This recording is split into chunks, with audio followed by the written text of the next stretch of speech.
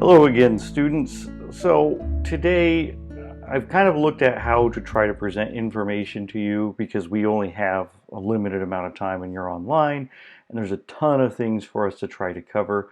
So I'm going to do the best I can to give you key elements and key ideas that dominate the themes that we're looking at for this coursework.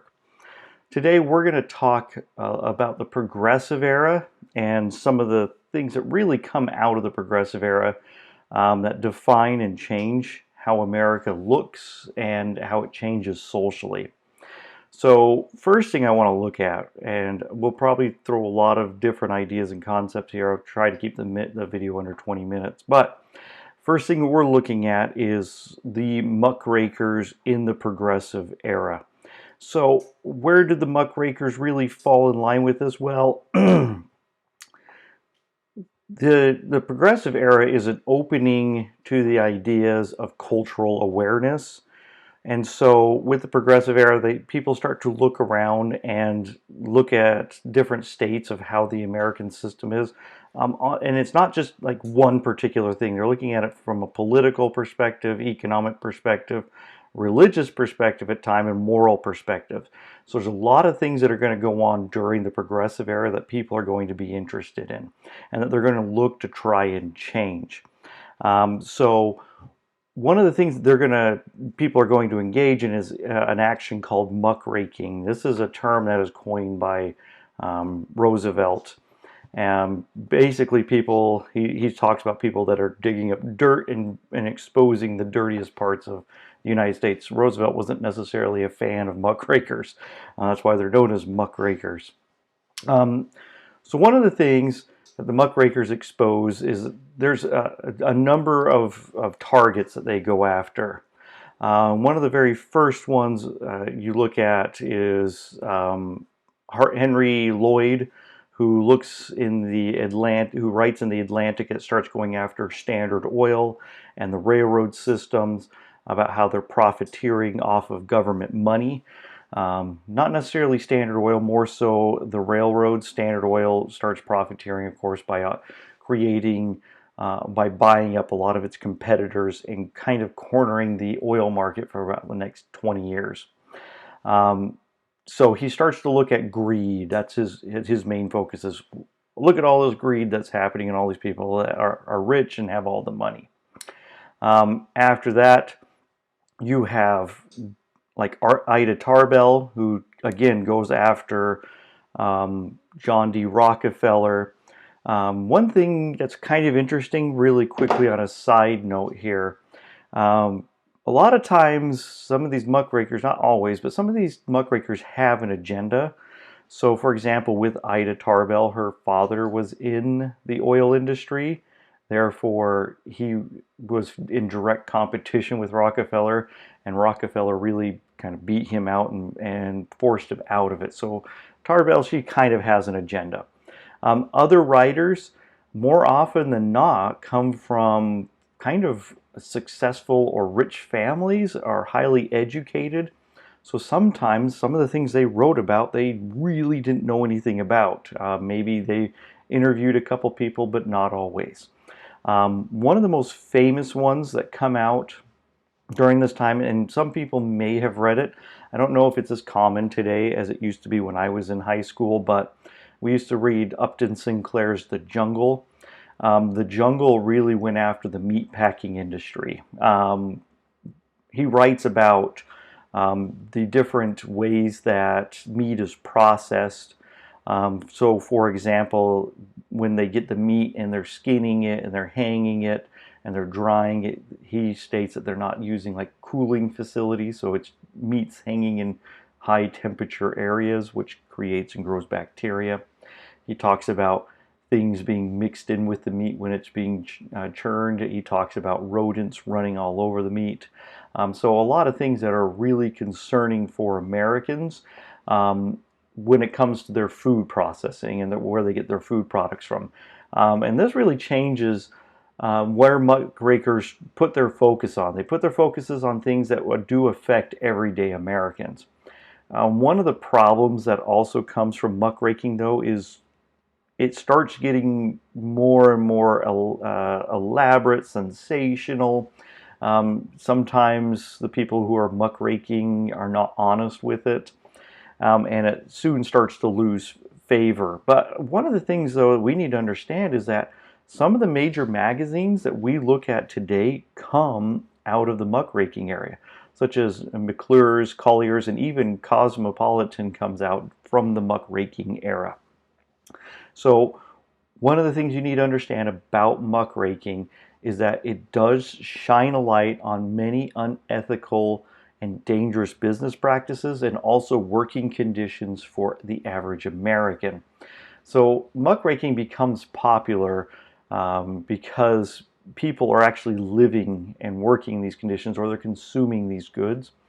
So it highlights a lot of things. Now, the next thing we want to talk about here is, again, we're talking about the progressives and how people see the world. During this time, Charles Darwin, of course, writes The Origin of Species and talks about evolution and survival of the fittest.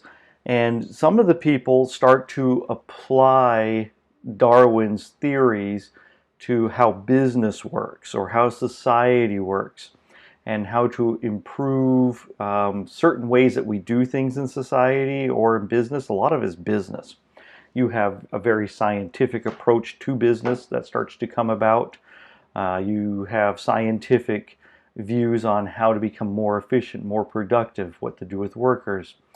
Somebody who's really famous for doing this is John D. Rockefeller. Rockefeller, he is highly successful in Standard Oil because he develops processes that are faster and cheaper than what his competitors can do, thus allowing him to lower prices. But also, social Darwinism does gets a foothold into the ideas of who are workers, who are successful, who should lead the country, who should have positions of social power. So there's negative effects that come from social Darwinism too. And so, I mean, that even starts to influence politics too.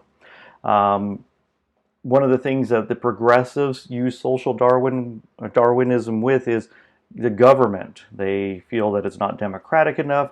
They feel that it too needs to go through an evolutionary process. It needs to be reshaped, reformed, and turned into something better. And you know, a lot of this idea comes from because there is a lot of graft and corruption and problems in government leading up to and into the progressive era. So there is a rational reason behind them wanting to change these things and improve it for everybody. So what are some of the things that they come up with? Well, there's three key factors of what the progressives want to do. Really kind of we look at like relief and regulation, meaning that they want to give relief to the poor, and then they want to put greater regulation on like the government, but also businesses. So they start to put these and pressure these into American life and into American government and into American businesses. Some of the things also, though, that progressives start pushing for is improvements for like child care, direct aid for the poor, something that churches had historically been doing. They wanted the government to intervene and start to give greater help to the poor. And instead of them hopefully getting, you know, going to the church and the church denying it, or a charity organization not having enough money. Other things they try to do is improve, of course, education, access to education, forcing children to stay in education longer. I mean, many times kids were dropping out at 8, 9, 10 years old and getting jobs. Many of them were not finishing high school. So this, again, impacts them economically. And so, again, they're looking at how to improve society, and education, of course, improves society. And this is where you start seeing a change of women seeking greater rights and mostly voting rights. So you're going to see a group of women who are going to actively engage and pressure politicians because they don't have the vote. So they have to find male allies in order to try to start getting access to being able to vote. With regulations, of course. I mean, going back to talking about that with businesses, a lot of it, remember, the unions were failing. There was a lot of violence in the union movements. So they were hoping that business regulations from the government would improve working conditions. They could establish agencies, minimum wages. A lot of it is safety measures. A lot of businesses, mines were not necessarily safe. You could get injured pretty quickly. We nowadays, of course, have a lot of safety regulations in place to prevent that from happening. The last thing is when we try to understand who are all of these progressives, there's a big chunk of them are well-educated or upper middle class men and women who have high levels of education. So do not forget that the progressives themselves often didn't have to suffer through what many average Americans were going through, but they have been educated and they've come through like schools that have taught social Darwinism, or there's new elevated thinking about how people should intervene and help people out during this time frame. So a lot of them come from educated backgrounds, and that changes a lot of who is involved with trying to pretty much change America. Excuse me. Another thing, when we start looking at changes or what people are looking for, new ideas about prison reform start to form. For a very long time, if you study like the history of punishment in the prison, you will find that prison conditions were pretty horrific during this time. Virtually some of the stuff was close to torture. Many people were having to live in silence pretty much their entire time that they're in prison, meaning no talking whatsoever. Others were, even if you were sitting with other inmates and you were working in a factory or in the yard breaking bricks and stones, yes, they actually did that. You couldn't talk to anybody else even while you were working on the line. If you did, it could lead to serious punishment. Prisons didn't have great ventilation systems. They didn't have plumbing in many of them. So basically you did your business in a bucket and then you'd have to put it out maybe every week. And so if you're having poor ventilation and you're living with your own filth, it can cause a lot of disease and sickness. So you start to see new reforms. No longer is a state going to be allowed to run it completely as a money-making factory, which many of them were being done. You start to see a shift away from longer prison terms. You're going to see the mitigation of putting dangerous felons with less dangerous felons during this time. Like, for example, what I mean by that is you're no longer going to see the introduction of violent felons with people that are in there because they didn't pay their debts, which is not a great thing. Other things that we see prison reform-wise is a new focus instead of just pure punitive punishment, but for reform. So that's what the progressives this time are going to push for, is reforming how we look at prison, in the sense that no longer should we just simply go, we're here to make sure that these people pay for their crimes, but we're going to make sure they don't do it again. Also, they improved things like hygiene, so people aren't going to get sick as much. I'm going back to kind of the education too, these ideas. Laws started to be passed by progressive politicians forcing children to be in school longer. Because of poor access to like daycare, as we would kind of look at it today, or any other meaningful childcare, and often you had two parents that were working during this time, many young kids were basically roaming around on the streets, getting into trouble and problems and not being, getting educated so that they can improve their station in life. Many of them were going to work at 10, 12 years old, and that's what they would do for the rest of their life. These progressives wanted to change that. So they start putting them into high schools. They also open up a lot of new state and agricultural colleges in order to train people and give them better skill sets in order so they can enter into like the middle class or upper middle class.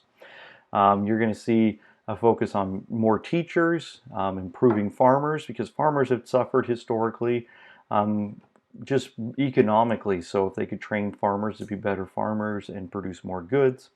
You have a big focus on engineers, which are going to be very important over the next 20 years because you're going to see massive industrial and infrastructure projects start to take shape.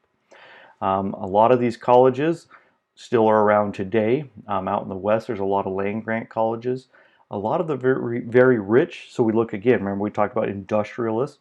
A lot of those industrialists donated millions of dollars and gave massive endowments to educational systems so that people could attend them for free, or that the school itself could build their campuses larger and hire more teachers. So you're going to see the rapid expansion of college during this time too. Child labor laws, they get passed also. So pretty soon, kids under the age of 14 can no longer hold jobs, which is, I think we can all agree, is a good thing.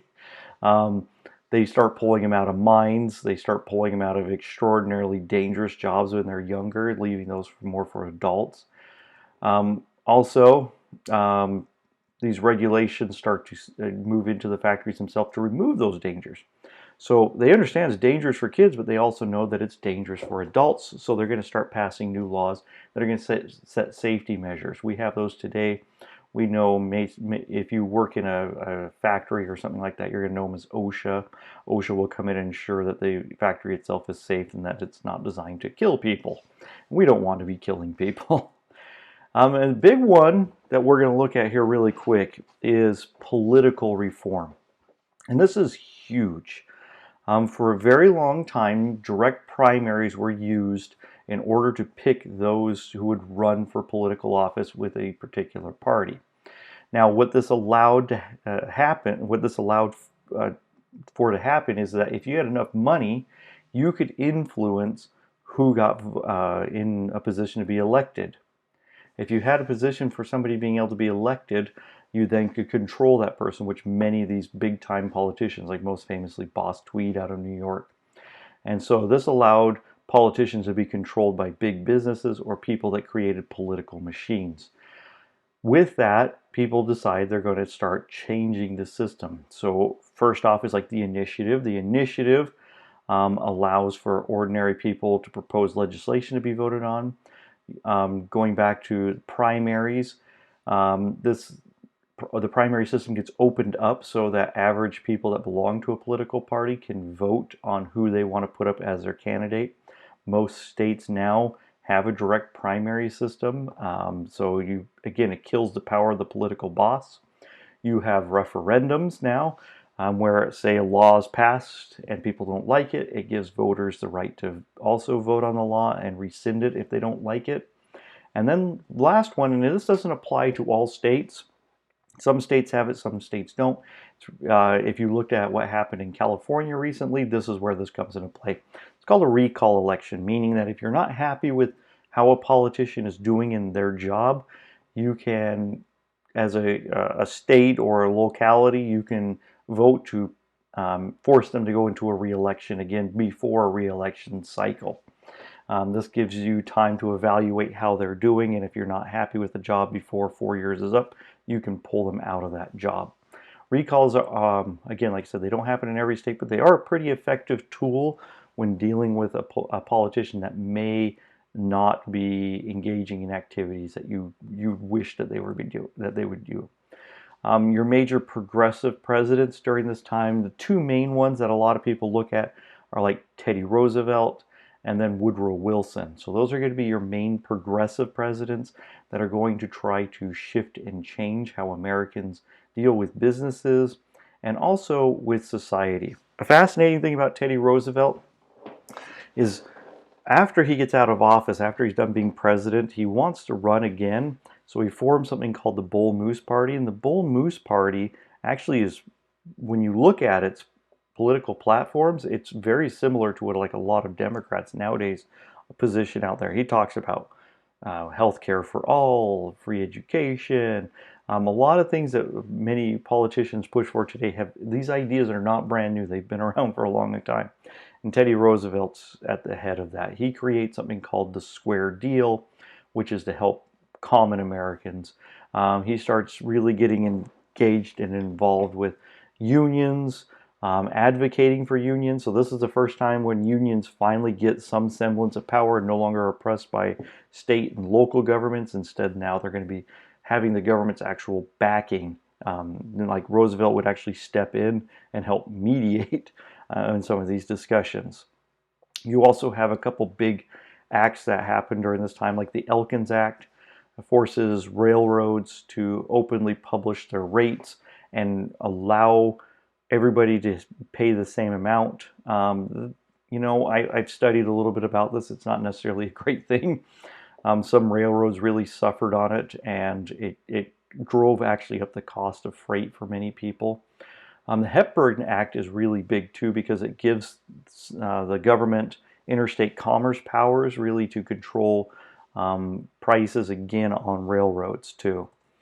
Another thing is that the new idea that comes out during this time is something called trust busting. So when you're reading about monopolies and people gaining too much power, these companies would then, the government would have the ability to come in and break them up. Again, how does this link back up with modern times? It's what people always talk about in history classes, is how does this link? Right now there's discussions about breaking up Facebook and Google because people think that they're too big. And so trust busting is coming into play right now, and you might see some of this in the near future. One really cool thing that Roosevelt did, and from people in the West like me, you saw a lot of was his ability to go out and protect land and establish national parks. That is why out in the West we have large amounts of protected land, is thanks to Teddy Roosevelt. Aside from that, we're going to look at a few other things really quickly here. With Woodrow Wilson, one of the biggest things that Woodrow Wilson does during this time is he passes the Underwood Act, which eventually leads to the 16th Amendment, which makes an income tax that we all pay for now. So now this allows the federal government to directly take income from us to help run the government. Before that, a lot of the money that the federal government was getting was through land sales and also tariffs that we would charge foreign countries to import their goods. This really shifts how the American government is going to collect money in the future. Another one that comes out right afterwards, and this is a progressive viewpoint and a progressive idea, it's the 17th Amendment. Remember, we're looking to try to open up democracy more for people. That's the idea, is give the common man more votes, more power at the ballot box. The 17th Amendment, if you guys are not aware, when it passes, it now allows for people of a state to directly elect their senators. Before this, senators were picked by the state legislature. So this is really going to shift how the Senate operates. Nowadays, if you look at the Senate, senators are really aligned to their political parties instead of what the Senate initially was established to do, which was to represent a state specifically. And so this kind of changes the role of the Senate with the passage of the 17th Amendment. Some people still find it somewhat controversial to this day, and some people have called for for states to now again have their power given back and rescind the 17th Amendment. Okay, so this is just kind of a broad overview of the progressive area. There is so much more. You're going to read a lot about it in your books. You're going to kind of study some of the other things, such as some of the politics. Whole House is going to come into play. You're going to learn a little bit more about some of the implements of what Roosevelt did. You're going to learn a lot more about imperialism. I don't necessarily talk a lot about imperialism because it gets very complicated and it can take up a huge amount of time. Again, like I said, it's an online class. I wish I had a little bit more time to go over some of these with you, but make sure you're reading your text. I will probably try to upload a few documents so you can kind of read a little bit more about some of the things we talked about today. All right, make sure you watch our next video too, and make sure you are completing your tests. All right, I'll see you next time.